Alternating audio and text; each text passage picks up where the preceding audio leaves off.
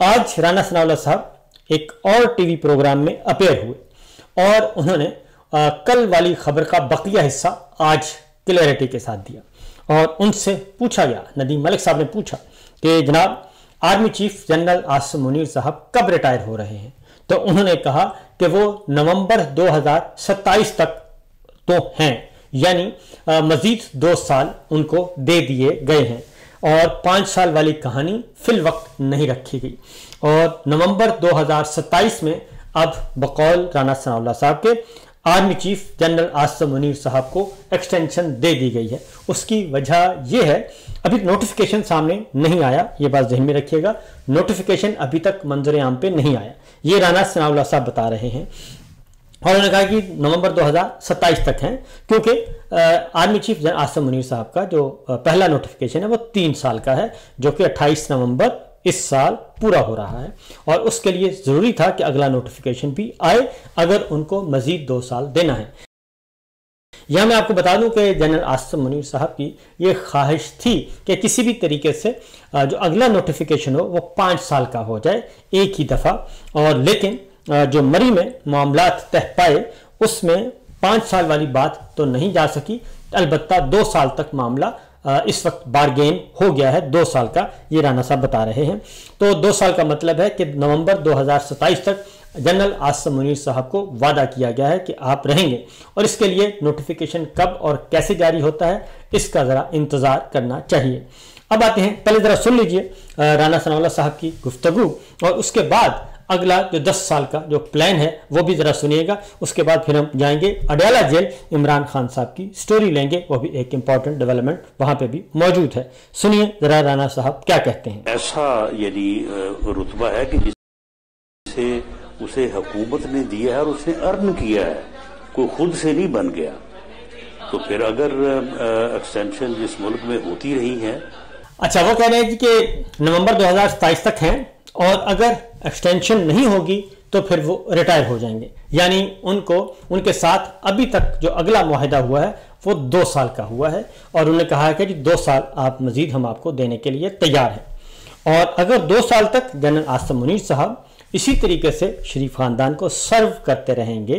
तो उन्हें फिर लॉलीपॉप दिया गया है और चमक दिखाई गई है कि हम फिर इसके बाद आपको आइंदा भी आगे भी ले जा सकते हैं और अगली एक्सटेंशन 5 साल की होगी। सुनिए जरा अगली गुफ्तगू क्या कहते हैं। एक्सटेंशन नहीं होती तो वो ऑप्शन भी है जी, कानून में तो मौजूद है ना, इस मुल्क में 4 एक्सटेंशन जो है वो होती रही है, आपके इल्म में ही है। और जो लोग एक्सटेंशन, बाज लोग तो एक्सटेंशन खुद ही लेते रहे हैं। अच्छा, वो कहते हैं कि कानून तो मौजूद है कि पहले भी 4 एक्सटेंशन होती रही हैं। ये इशारा किस तरफ है? ये जनरल मुशर्रफ साहब की तरफ है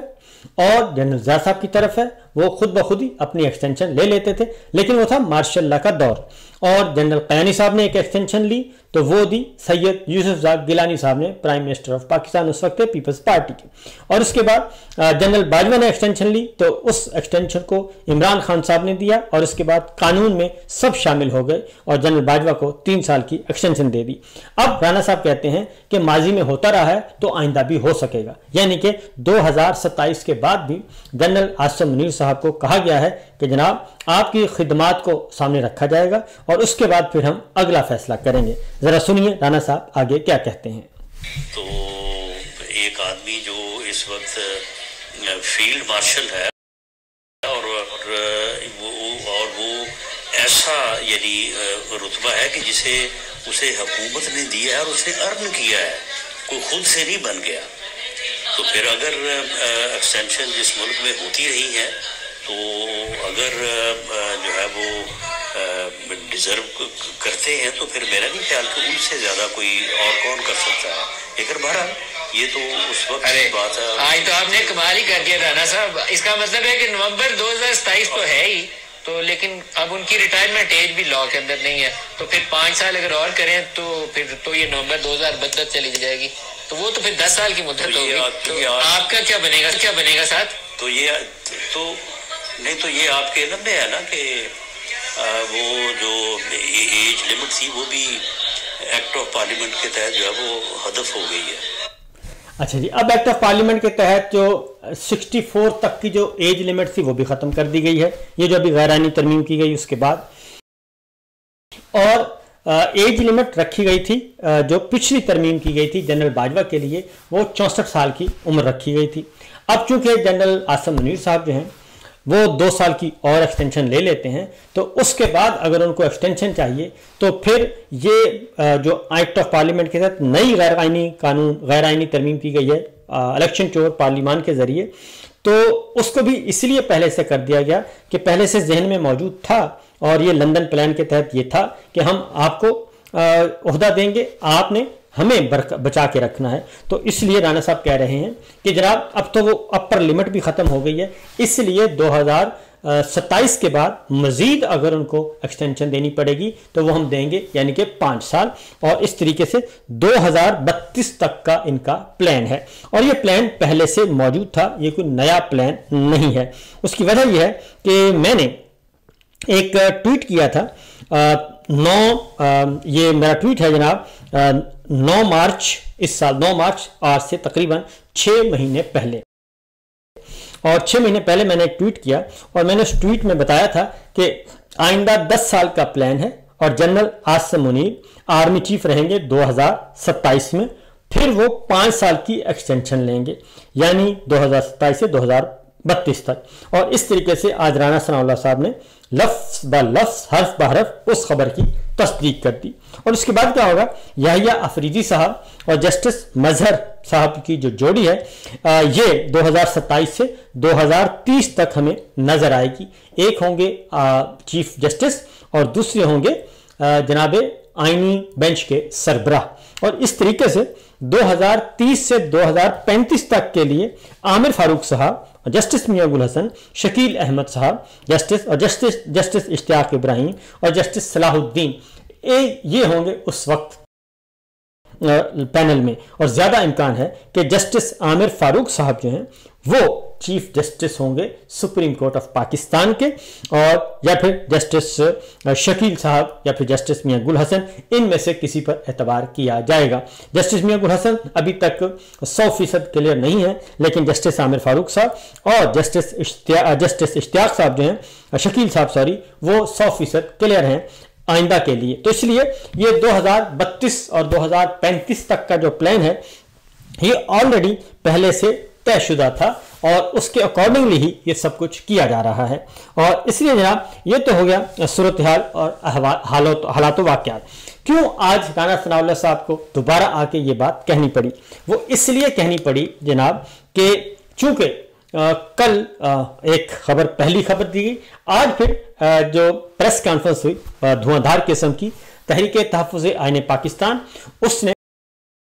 ये सारी की सारी और पाकिस्तान तहरीक इंसाफ, उन सब ने मिलकर अपोजिशन जमातों ने जनरल आसिम मुनीर साहब और नवाज शरीफ साहब का जो मरी प्लान है उसको मुस्तरद कर दिया और कहा कि इस तरीके से पाकिस्तान नहीं चलेगा और ये जाली निज़ाम को हम नहीं चलने देंगे। इसलिए आज फिर राणा साहब आए और राणा साहब ने आके मजीद उसमें बताया कि जनाब 2 साल की हमने एक्सटेंशन दी है। और ये तो है सिलसिला एक तरफ जी। आगे बढ़ते हैं दूसरी जानिब इमरान खान साहब। असल सबसे बड़ी रुकावट है इसमें इमरान खान, और इमरान खान को हटाया ही इसलिए गया था कि ये खेल खेला जा सके, क्योंकि अब बहुत सारे जो खबरें हैं, बहुत सारी जो कॉन्स्पिरेसीज हैं, अब वो अनफोल्ड हो रही हैं। और इसीलिए पहले तो सिर्फ बातों की ज़बानी हद तक था, लेकिन अब बातें साबित हो रही हैं। और सिचुएशन ये है कि इमरान खान साहब जेल में हैं और 2 साल से ज़्यादा का अरसा हो गया। उनका ख़ानदान, आधा ख़ानदान जेल में है और उनको मुसलसल बेबुनियाद झूठे मुकदमात, वो सारी चीज़ें आपके सामने हैं। इमरान खान साहब नहीं मान रहे और लास्ट उनका जो गुफ्तगू हुई मीडिया से, उन्होंने जनरल आसिम मुनीर साहब को 2 टोक अंदाज में वाज़ेह तौर पर पैगाम दिया कि वो उनकी अथॉरिटी जो है वो उनके नीचे काम नहीं करेंगे और जो उन्होंने फिस्तायत बर्पा की हुई है पाकिस्तान में वो उन्हें कबूल नहीं है। ये सारी बातें उन्होंने कर दी। और क्योंकि उससे पहले इमरान खान साहब की सुप्रीम कोर्ट से जमानतें मंजूर हुई 9 मई के मुकदमात में, और उसके बाद ख्याल ये था कि इमरान खान साहब जो है वो बड़े अच्छा सा बयान देंगे और बड़े खुश होंगे और कोई ना कोई रास्ता हमारे लिए निकल आएगा। लेकिन इमरान खान साहब ने सुप्रीम कोर्ट के उस फैसले को आइन और कानून के मुताबिक उन्होंने कहा कि वो था और आइंदा भी मैं मुकदमात आइन और कानून के मुताबिक फेस करूंगा। अब उनकी मेडिकल रिपोर्ट्स आ रही हैं, खास तौर पे मेडिकल रिपोर्ट्स दानिस्ता तौर पे पब्लिक की जा रही हैं, मीडिया को जारी की जा रही हैं, और मीडिया को भी और इंटरनेशनल मीडिया को भी, और उसमें यह साबित करने की कोशिश की जा रही है कि इमरान खान साहब अलील हैं। इमरान खान साहब को बहुत सारे आर्ज़े लाहक हैं, कान का, कभी कान का, कभी दांत का, कभी उनको एक और आज अलीमा खान साहबा ने हैरत अंगेज बात की। उन्होंने कहा कि हमें सिक्योरिटी ज़राए से यह खबर पहुंची और वो खबर ये थी कि इमरान खान साहब खुद से बातें करने लगे हैं। हालांकि उन्होंने कहा कि वो 100% खबर गलत थी और वो सिर्फ इसलिए ये सारी बातें कर रहे हैं ताकि ये साबित किया जा सके कि इमरान खान साहब को अगर खुदा न खास्ता कुछ होता है और कुछ ना कुछ गड़बड़ करने की कोशिश की जाती है तो पहले से एक माहौल बना हो, पहले से मेडिकल रिपोर्ट्स मौजूद हों कि जनाब ये देखें ये तो उनको पहले से आर्ज़े लाहक थे और वो तंदुरुस्त नहीं थे। जबकि आखिरी मुलाकात जो हुई उनकी अभी कल ही हुई है, मंगल के दिन, बैरिस्टर गौहर की और ज़हीर अब्बास की, तो उसमें जो उन्होंने वाज़े तौर पर इमरान खान साहब के बारे में कहा है कि वो बिल्कुल 100% फिट हैं, और बुशरा बीबी के बारे में भी जो खबर आई है वो भी 100% फिट की आई है और उसमें किसी किस्म का कोई आर्जा लाहक नहीं है। इसलिए ये दानिस्ता ये खबरें फैलाई जा रही हैं और ये क्योस पैदा किया जा रहा है कि अगर खुदा न खास्ता अगर इनके जहनों में कोई खुब्स है, कोई शैतानी खेल खेला जा रहा है या शैतानी खेल तैयार किया जा रहा है, उसके लिए पहले से माहौल बना रहे हैं। जबकि मैं आपको फिर बता दूं कि ये एक्सटेंशन अभी गले की हड्डी है, अभी नोटिफिकेशन नहीं हुआ। जब तक नोटिफिकेशन होगा नहीं उस वक्त तक आगे चीज़ें क्लियर नहीं होंगी। तो बहरहाल अब तक के हालात के मुताबिक कल फिर अपोजिशन इस पर रद्द-ए-अमल देगी, उसको देखेंगे कि क्या है। और इसके साथ साथ ऑनरेबल जजेस जो हैं वो मैदान में मौजूद हैं और वो भी उनको भी दबाने की कोशिश की जा रही है। और अगला जो हमला है वह भी एक होना है अदलिया पर मज़ीद। तो मैंने इसलिए कहा था आज से तकरीबन 2 महीने पहले जून में कहा था कि अगस्त, सितंबर और अक्टूबर बहुत भारी हैं और इन 3 महीनों में वो कुछ होगा जो आपने पहले कभी नहीं देखा, और उसी तरफ मामलात और हालात वाक़यात जा रहे हैं।